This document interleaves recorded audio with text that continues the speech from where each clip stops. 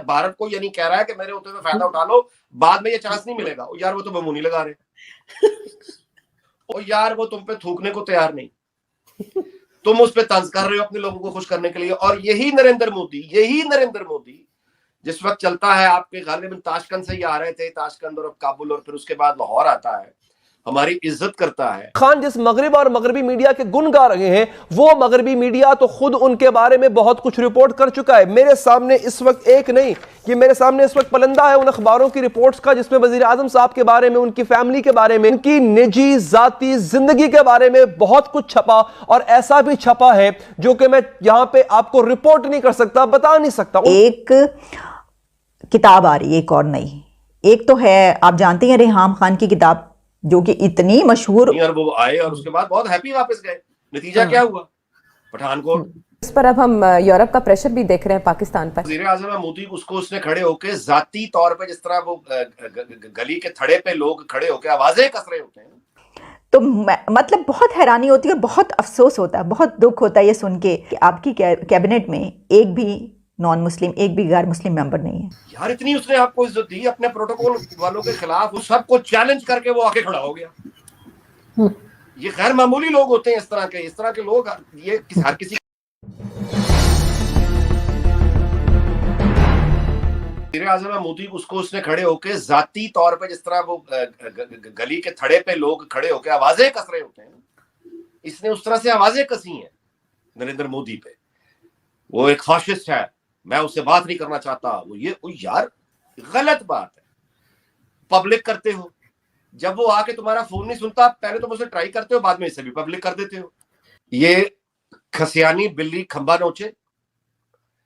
27 फरवरी को जिस मुल्क का वज़ीर आज़म ये ऑफर कर रहा है कि मैं पाकिस्तान नहीं, मैं डायलॉग पर यकीन रखता हूं, मैं दोस्ती पर यकीन रखता हूं, भारत को चाहिए कि मुझसे बात कर ले। ये नहीं कि पाकिस्तान दोस्ती पे यकीन रखता है, पाकिस्तान अमन पे यकीन रखता है, पाकिस्तान हमसायों से अच्छे ताल्लुकात चाहता है, नहीं, मैं ये चाहता हूं, ठीक है।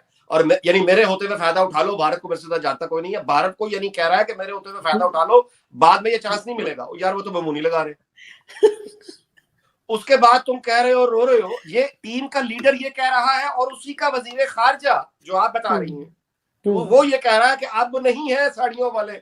और यार वो तुम पे थूकने को तैयार नहीं, तुम उस पे तंज कर रहे हो अपने लोगों को खुश करने के लिए। और यही नरेंद्र मोदी जिस वक्त चलता है, आपके गालिबन ताशकंद से ही आ रहे थे, ताशकंद और अब काबुल और फिर उसके बाद लाहौर आता है, हमारी इज्जत करता है।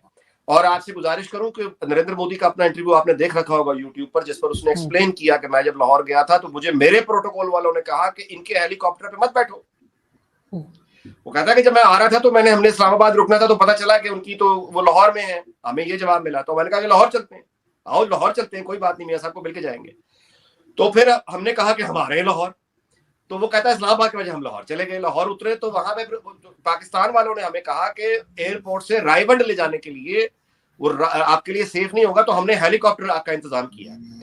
तो मेरे प्रोटोकॉल वालों ने, ये मोदी कह रहा है कि मेरे प्रोटोकॉल वालों ने मुझे बताया कि वो मुझे कह रहे हैं कि उनके हेलीकॉप्टर में तो ये तो मतलब डिप्लोमेटिक नॉर्म्स के खिलाफ है, ये प्रैक्टिस के खिलाफ है, क्योंकि इंडिया का प्राइम मिनिस्टर जिस दूसरे हेलीकॉप्टर में बैठेगा उसकी क्लियरेंस इंडियन को, यानी वो प्रोफेशनल्स देंगे ना, इंटेलिजेंस, उनके टेक्निकल एक्सपर्ट्स होंगे जो उस हेलीकॉप्टर को एग्जामिन करेंगे कि ये इसकी इंजन ठीक है, इसमें बम तो नहीं लगा हुआ, इसमें कोई प्रॉब्लम, दुश्मन मुल्क का हेलीकॉप्टर है।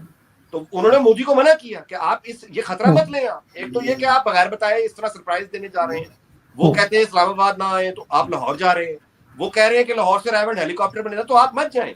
मोदी कहता है मैं जाऊंगा। मैंने कहता मैंने प्रोटोकॉल वालों को पीछे कर दिया, मैंने कहा जाऊंगा यार, देख क्या होता है, देखो क्या होता है। लाहौर गया, लाहौर आके पाकिस्तान के हेलीकॉप्टर में बैठ के रायवंड गया। यार इतनी उसने आपको इज्जत दी अपने प्रोटोकॉल वालों के खिलाफ, उनकी एडवाइस के खिलाफ, अपनी उसकी पार्टी का सारा एंटी पाकिस्तान मंत्रा, उसका जो पूरा एंटी पाकिस्तान है, उन सबको चैलेंज करके वो आके खड़ा हो गया।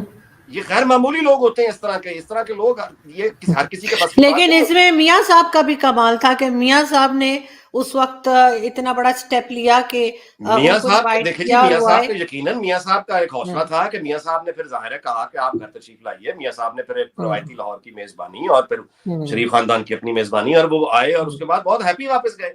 नतीजा क्या हुआ? पठानकोट। तो बात यह है कि अगर नहीं इंडिया से करना, वो नवाज शरीफ तो मोदी का यार था, पहले वाजपेयी का यार, फिर मोदी का यार, ठीक हो गया। तो उसके बाद जिस ये दिलरुबा को लेकर आए हैं, मोहिब्बे वतन दिलरुबा, ये दिलरुबा 3.5 साल से चीखें सिसकियां मार मार के क्यों उसको कह रही है, मोदी को आवाजें दे रही है, दुखी गाने गा रही है इंडिया की तरफ देख के। सर ये तो सबसे पहले तो उनको वो बिल वापस लेना चाहिए जो इन्होंने एक बिल लेकर आए हैं मीडिया के ऊपर मजीद पाबंदियां लगाने का, कि जी 5 साल की कैद कर देंगे, ये कर देंगे, वो वापस लें। और दूसरा ये कि जो तबाही इन्होंने कर दी ऑलरेडी, कौन सी कंट्री ऐसी है जहां ये नहीं गए मांगने के लिए, तो दूसरी गवर्नमेंट आएगी तो वो क्या करेगी, उसके हाथ में कुछ है? बहुत मुश्किल है, बहुत मुश्किल है। इकोनॉमी तो अब मेरा ख्याल है कि हमें यकीनन बहुत ज्यादा इकोनॉमी की फिक्र होनी चाहिए, लेकिन इकोनॉमी तो ऐसी चीज है जो मतलब है 3 साल 4 साल वक्त, मतलब है सख्त काटने के बाद आप बेहतरी की तरफ ला सकते हैं। लेकिन इकोनॉमी से बड़ा लॉस अगर कोई हो गया, जिस तरफ इमरान खान ले गया, अगर कोई बड़ा लॉस हो गया, खुदा ना खास्ता, मैं यानी यहाँ पे तो ये डर है कि कोई ऐसा नुकसान ना हो जाए जो रिकवर फिर ना हो सके। इकोनॉमी तो एक ऐसी चीज है ना कि आप 3-4 साल लगा के कर देंगे, लेकिन खुदा ना खास्ता अगर हम किसी इलाके से महरूम हो गए, हिस्से से महरूम हो गए, तो वो फिर वापस नहीं आएगा। ये तो हमें यहां तक ले जा चुका है। आप मुझे बताइए कि यूरोपीय यूनियन के 22 एम्बेसडर्स ने कलेक्टिव खत लिख के इसको भेजा है और पाकिस्तान से मुतालबा किया है कि यूनाइटेड नेशंस की जनरल असेंबली में आपने रशिया के जो एक्शन है इसे कंडेम करना है, अब्सटेन नहीं करना, कंडेम करना है। क्यों ये आया सामने? ये रूस से इसने आप देखें एक्शंस कितनी जल्दी हो रहे हैं। रूस से इसका जहाज वापस अभी लैंड नहीं किया, 9 अरब रुपए का उन्होंने ठोका नेशनल बैंक ऑफ पाकिस्तान को, जहाज लैंड होने से पहले। कल इसकी स्पीच हुई है जिसमें इसने यानी डिफेंड किया है अपना डिसीजन कि मैं रूस गया हूं और एक वो आलमी कुव्वत और ये सब ड्रामा किया है इसने। आज 22 एम्बेसडर्स ने लिख के हुकूमत पाकिस्तान से ऑफिशियली डिमांड की है कि यूनाइटेड नेशंस में यू हैव टू से this. And he was excited. He said, "I'm so excited to be in Moscow."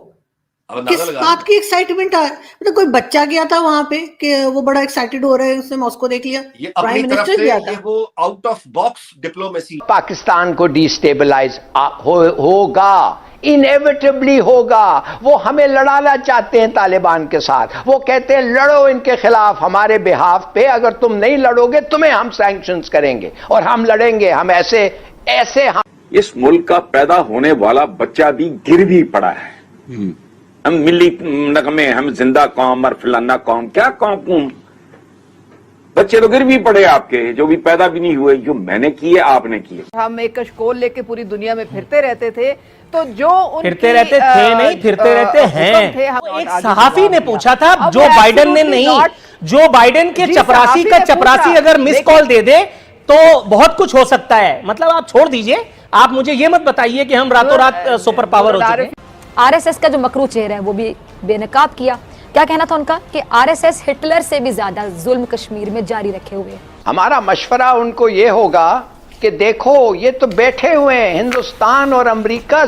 Hindustan president है यूएन सिक्योरिटी काउंसिल का इस साल के लिए, और अमेरिका जो है वो ड्राइव करता है, छड़ी लेके अपने लोगों के पीछे लगा होता है, खास चीन और रूस का नहीं मगर दूसरों के।